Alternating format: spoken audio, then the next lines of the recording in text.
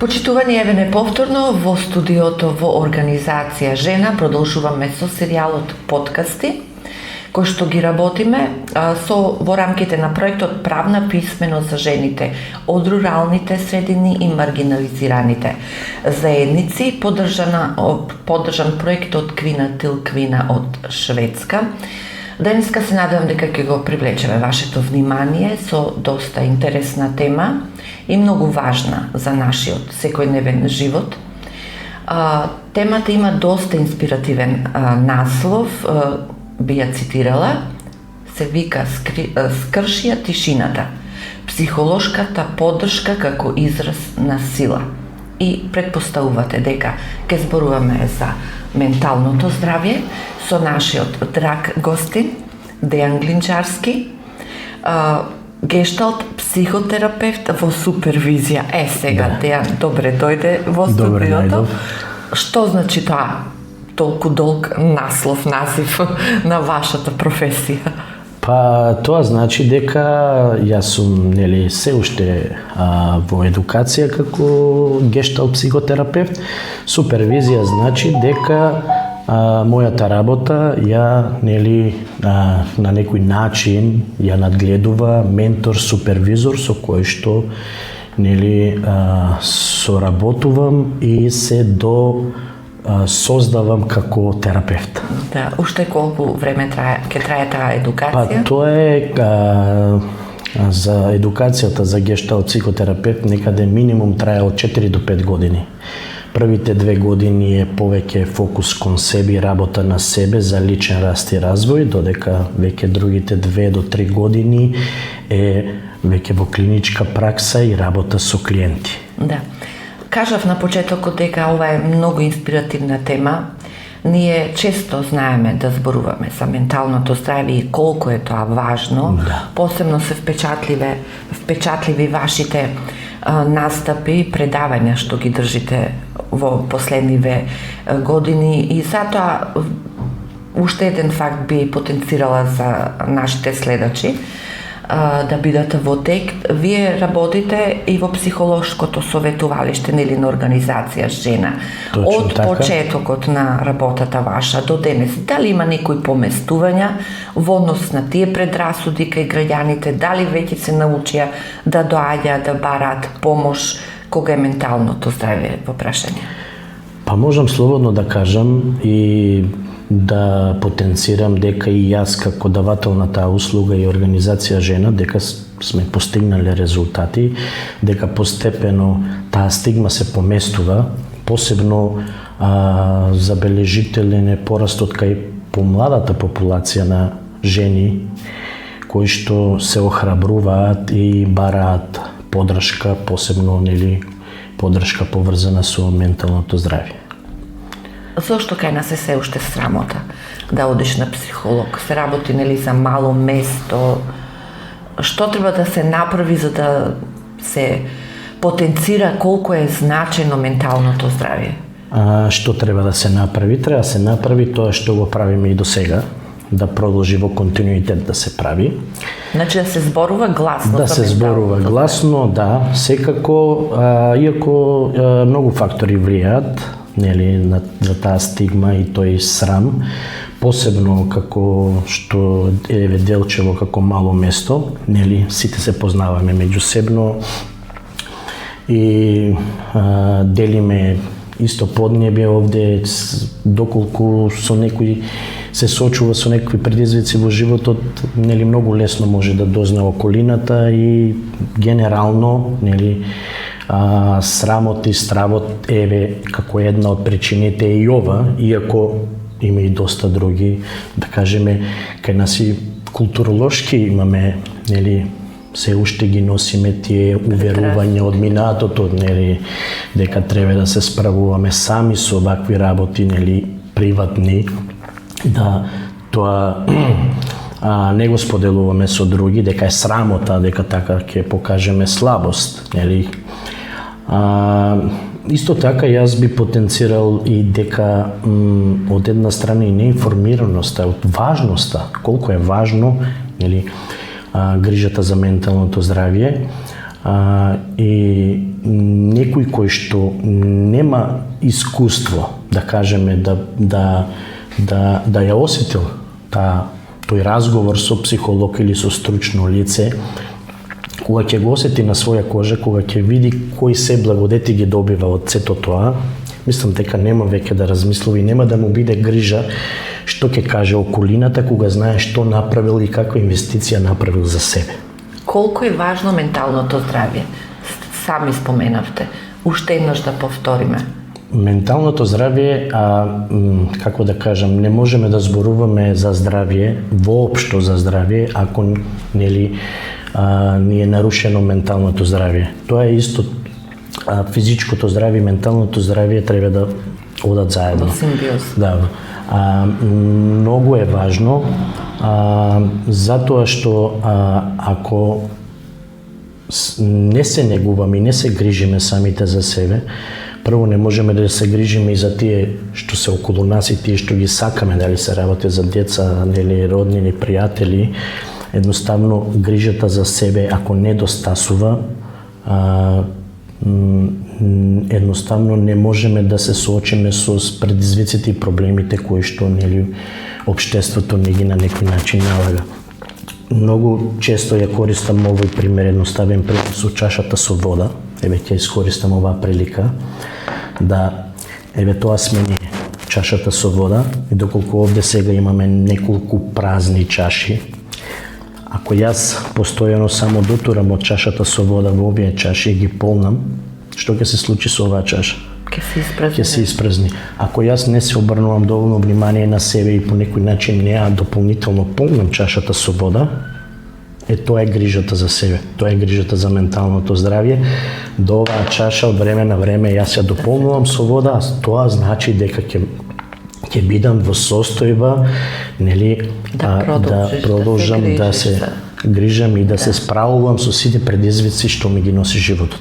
Да, многу убаво кажано и сликовито објаснето. Како професионалец, зошто сметате дека стручната помош е незаменлива? Дали пријателите можат понекогаш да дадат совет? Пријателките, тие комшиски муабети, овона? Значи, пријателската поддршка е исто така доста важна, но сепак ако треба да правиме, нели, споредба помеѓу пријателска поддршка и стручна поддршка, разликата е многу голема. Зошто го зборувам тоа?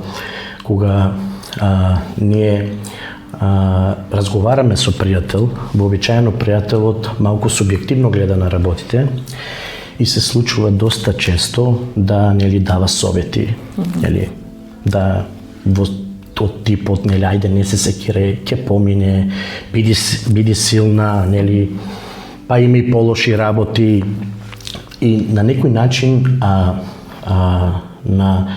не му дозволува на клиентот или за кој се работи, за жената која што има проблеми во моментот, не дозволува автентично да се изрази.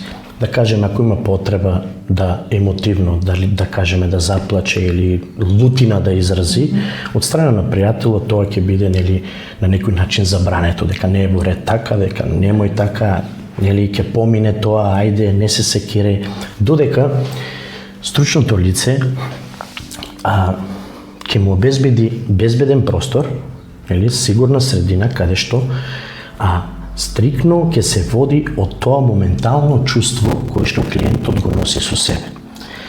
И сето тоа ќе допринесе тоа автентично да се изрази и не само што ќе се изрази, меѓутоа и ќе се истражи од каде доаѓа, нели, зошто се појавило, која порака носи, што сака да каже. Тука доста работи во позадина ќе се истражат и сето тоа ќе допринесе да, нели, клиентот подобро се разбере себе си. Кога дојде до тој момент да се разбере себе си, веќе многу полесно, нели, ќе знае како понатаму или како може поинаку со предизвиците во животот. Да, како изгледа, еве, еден третман ли да го наречам, сеанса ли да речам, една работа кога дојде клиентот кај вас во советувалиштето? Па доколку се работи за прва средба, нели нормално е прво да нели се запознаеме, да му представам што всушност значи мојата улога или мојата работа, да знае дека тој простор е безбеден, сигурен, дека тие 50 минути до 1 час се стрикно посветени за него, за клиентот, за себе. Овде не мора да биде нели храбрата жена, овде не мора да биде домаќинката, овде не мора да биде супругата, овде не мора да биде мајката. Овде ќе биде себе си. Ќе дојде и ќе зборува за сето тоа што таа сака, тоа што и лежи на душата, тоа што има потреба да сподели, тоа што ја мачи. И сето тоа игра нели многу важна улога во таа, како ние нарекуваме нели терапевтите, организмичка саморегулација. На еден начин од тоа што имаме потреба да го задоволиме. Сега доста работи имам нели што можам да ги споделам во моментот, не знам колку време имаме, но стручната помош нели кај јас како терапевт користиме доста алатки, вежби, техники, методи, нели сето тоа да клиентот му ја на некој начин разбудиме свесноста, да стане свесен за своето тело, за своите чувства, своите емоции, за своите мисли, за своето однесување, а тоа ќе допринесе да почне да се разбира сами од себе. За да може понатаму да чекори во животот, нели, со сите предизвици. Така е, зошто е толку важно да научиме да кажеме како сме и што ни треба, наместо постојано да се прилагодуваме кон другите? Па тоа според мене е сршта за грижата за ментално здравје. Бидејќи ако знаеме како сме, кои сме, што ни треба, значи го живееме својот собствен живот. Додека ако се прилагодуваме на другите, тоа значи дека мојата автентичност јас ја потиснувам, а живеам според нели идеалите на некој друг, на околината или без разлика за што станува збор. И тоа е многу важно да функционираме на начин на кој што ние свесно сме го избрале и се водиме од тоа што имаме потреба и од тоа што како се чувствуваме. Тоа во многу случаеви може да биде нели едноставно да знаеме и да кажеме не на работи кои што нели едноставно не ни се допаѓаат, или не е тоа нешто каде што не ми одговараат, да, не ми одговараат и не е ништо нели погрешно и страшно ако знаеме да си поставиме јасна граница, да кажеме дека тоа нели не е во ред или не ми одговара на мене, дека јас така не размислувам или јас тоа не го сакам. И доста како да кажам други работи кои што нели допринесува да автентично се изразуваме и автентично се ги задоволуваме своите потреби. Да. Овој разговор го започнавме со трендот на работа на психолошкото советувалиште, нели? Па би сакала на кратко да опфатиме едно прашање за начинот на справување со жените жртви на семено насилство, кога е менталното здраве во прашање и искуството што сте го имале до сега на тоа поле. Па можам слободно да кажам дека нели и овде имаме доста големо помислување кога се работи за семено насилство и жртвите на семено насилство. Мислам дека веќе сме и доста препознатливи во овој регион и се охрабруваат да дојдат да побараат поддршка и помош.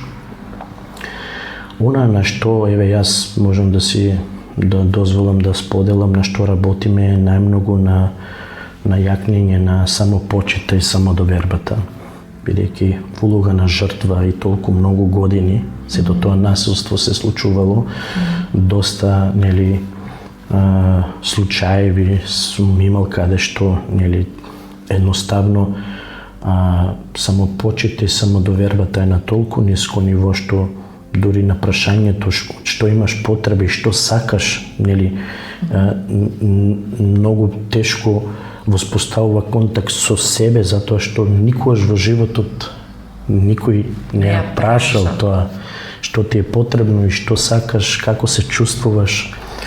И генерално работиме нели во подигање на и јакнење на капацитетите што секоја жена во себе носи нели вредности, капацитети, вештини кои што постепено со работата едноставно станува свесна за тоа колку е важна, колку е нели има работи кои што треба да прават горди и во таа насока едноставно многу често се случува нели после сеансата да се забележи некој охрабрување, некоја ведрина во лицето, некоја насмевка, некој олеснување, а сето тоа е резултат затоа што овие години наназад, значи едноставно вниманието и потребата од грижа, од